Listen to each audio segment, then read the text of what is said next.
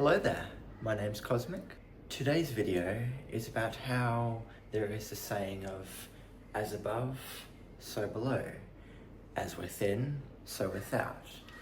However, the question many people get is, what does that mean and why does that have any coherence with my life? Let's begin. In the heavens, the sky above us, we have the 12 zodiacs, each one representing a different aspect of consciousness, of who we are. And even though we may be born under one and another born on another, my sun is Leo and my moon is Cancerian, I have found that there is a link between our body and the cosmos, as well as our body and the earth, because we're all told that there are 12 zodiacs in the sky, all up there. And the incredible thing is that within our minds, again, showing that we are the physical manifestation or the human manifestation of the universe, is that we have 12 cranial nerves.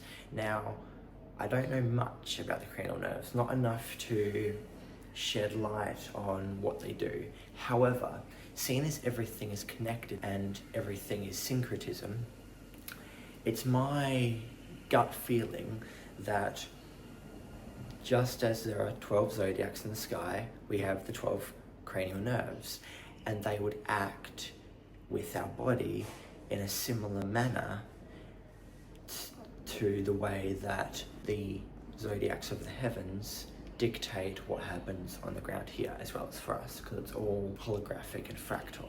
So now we'll move into what else is in the heavens, other than, of course, the 12 zodiacs. And those are the 7 planets, of which we have Mercury, Venus, Earth, Mars, Jupiter, Saturn, and Uranus, or Uranus, whichever one you want to say. So those are the 7 planets. And just like with our body, of which I'll just switch the camera around. Alright, so just like how we have the 7 planets above, we have the 7 chakras. And the 7 planets rotate in their elliptical loops, which they, after a while, they look like DNA. They look like perfect geometry. And that's they are the same things. They're whirlpools of energy within our body. So here we have the crown chakra, purple. Here we have the third eye, which is more of a dark blue. Then we have the throat chakra, which is like a light blue. Then we have the heart chakra, which is green. And so this is where the earth is for us. This is our plane of inertia. Because everything is a torus field, a big, gigantic torus field. From here up represents the heavens. Here is the earth. Then here down, which includes the solar plexus, which is a whirlpool of yellow, the sacral, which is orange, and the root, which is red. Those represent the underworld, which I will be exploring later on in my next videos, which I have an incredibly deep fascination with the underworld, and I'm sure you will too. These are classified with lower consciousness, so fear, guilt, grief, and feeling ashamed. This one is love, and these are truth, wisdom, guidance, and peace, joy, love. Now that I have the camera back in order, I've talked about the 7 planets and the 7 chakras. So having said that the heart is our plane of inertia and that we are literally a torus field going like this, infinitely forever, I shall now give you the best example I can using a common everyday item known as the apple. Let's begin. I'll just grab it one moment. Alright, so I've grabbed an apple, of which thankfully my dad loves apples, so we have more than enough, so it wasn't too hard to find one. And before we begin, I'll just take off the sticker, because that would be quite helpful.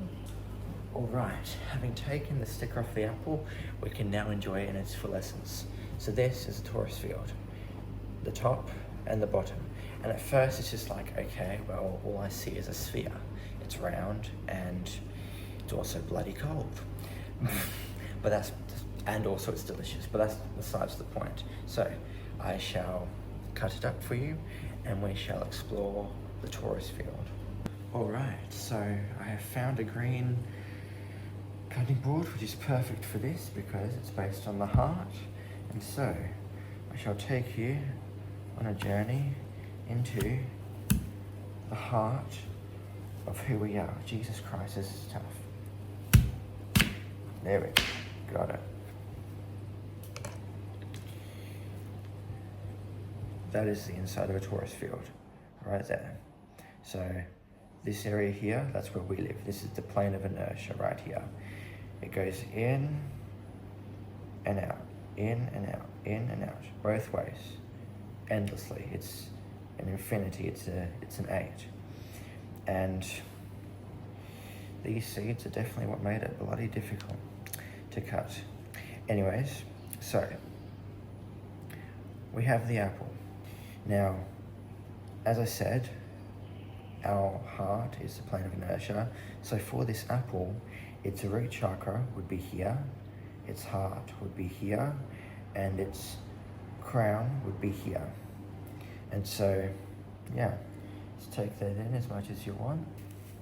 Just cut this one, which this can also show how reality can be turned into fractals. This piece has been separated from this piece. However, they were all at one. They were all one, and they still are all one because you can still see the torus field. You can see the heart.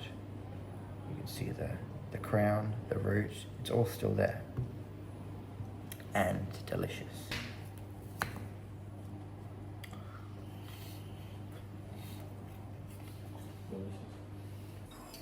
All right. So now that I am eating the torus field that I cut up, which is amazing, I shall let you know about the days of the week and how they, again, connect to the 7 chakras and, in whole, how they make up a torus field from the crown to the root at the very bottom. Alright, so the days of the week, there are 7, just like the planets and just like the chakras. So we have, of course, Monday and Tuesday, then Wednesday, then Thursday, then Friday, Saturday and Sunday. And so, seeing as there is the 7 planets coincide with the 7 chakras, which also coincide with the 7 days of the week, it makes sense that the days of the week would have an energy of that of the chakras, which is ruled by the planets. What I mean by it's ruled by the planets is that Monday is named after the moon. It's ruled by the moon. It's Monday, so it's Moon Day. Then we have Saturday, which is ruled by Saturn, so it could be said as Saturn Day. Then we have Sunday, which is self-explanatory. It is the day of the sun. It's ruled by the sun, hence why it's called Sunday. And that can also lead into why the churches have always had it so you worship Jesus or God on a Sunday. Because in religion, the word sun, both being me as my mum and dad's son, and the sun in the sky that comes around every day, giving us light, like what we're experiencing now, and the darkness that we'll have later on. The words sun, S-U-N, and sun, S-O-N, are interchangeable in religion. So in that sense, when they say worship the Son of God, in their case Jesus Christ, it could also be seen as worshipping the sun itself, that which gives us life, and also death, because you have to have both. They're equal and opposite.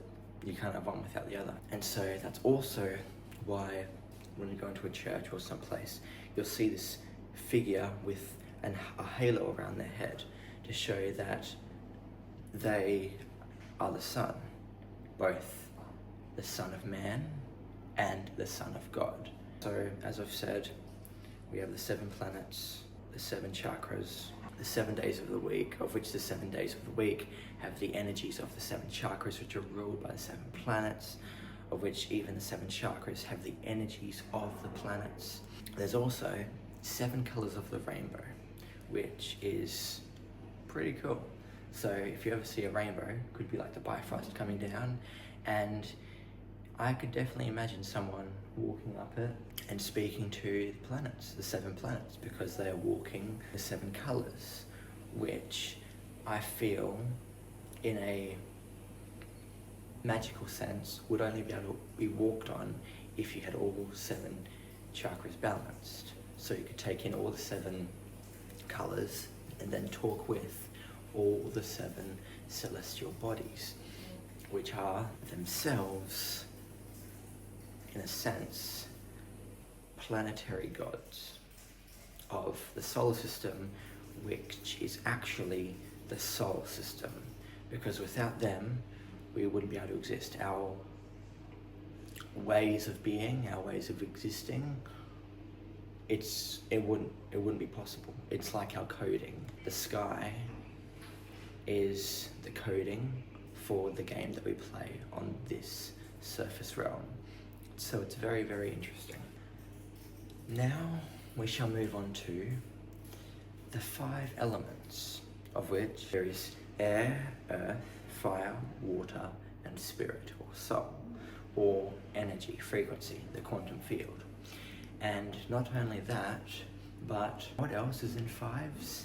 Our seeing, our hearing, our smelling, our tasting, our physical sense of touch. And one that isn't so often counted as being one of the 5 senses is thought in here, which can also be linked to the heart, as when they're together, magic can happen, pure magic. Now, along with the 5 elements and the 5 senses, we also have 5 fingers and 5 toes, as well as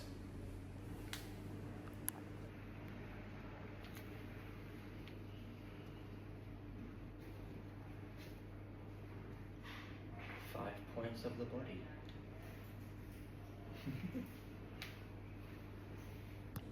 Now, if you would like to know more about how the heavens and the earth reflect our human form, I would highly recommend checking the link down below for a book that I really love called The Book of Wisdom, which has everything I've mentioned in this video and far more. So if you like what you're hearing here, you're going to love seeing what is presented in that.